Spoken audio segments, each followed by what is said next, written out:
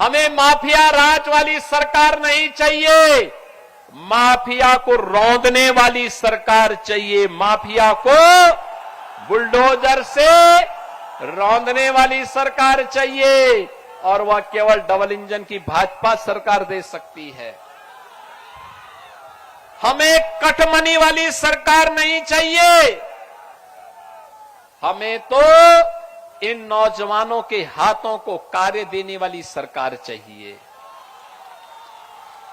इन बहनों के लिए कार्य देने वाली सरकार चाहिए। बंगाल की संस्कृति को सम्मान देने वाली सरकार चाहिए। याद करिए, बांग्लादेश में हिंदुओं का कत्लेआम हुआ, ममता दीदी मौन रही। उनको भय था वो बोली कि तो उनका वोट बैंक खिसक जाएगा, उनका वोट बैंक खिसक जाएगा। हमने विरोध किया, हमने विरोध किया। ये हिंदुओं पर अत्याचार स्वीकार्य नहीं, मुंहतोड़ जवाब देंगे। और बहनों और भाइयों, कांग्रेस भी मौन थी, वामपंथी दल भी मौन था, ममता दीदी भी मौन थी।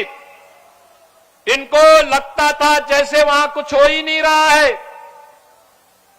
हमें इस प्रकार की तुष्टीकरण की पोषक सरकार नहीं चाहिए जो हमारे अस्तित्व के साथ खिलवाड़ करे, अराजकता को बढ़ावा दे।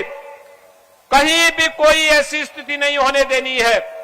याद करिए, बंगाल की जो 570 किलोमीटर की लैंड जिसकी फेंसिंग होनी है, टीएमसी की सरकार फेंसिंग नहीं होने देना चाहती, क्योंकि वे घुसपैठी सिंडिकेट को बंगाल के अंदर घुसपैठ करवा करके यहां की डेमोग्राफी को अपने वोट बैंक के लिए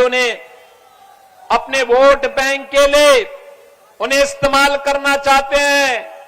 कहने के लिए तो टीएमसी नारा देती है मां माटी और मानुष की, लेकिन मां करा रही है माटी घुसपैठियों के कब्जे में जा रही है, और मानुष यहां का भयभीत है और सहाय जैसा दिखता है।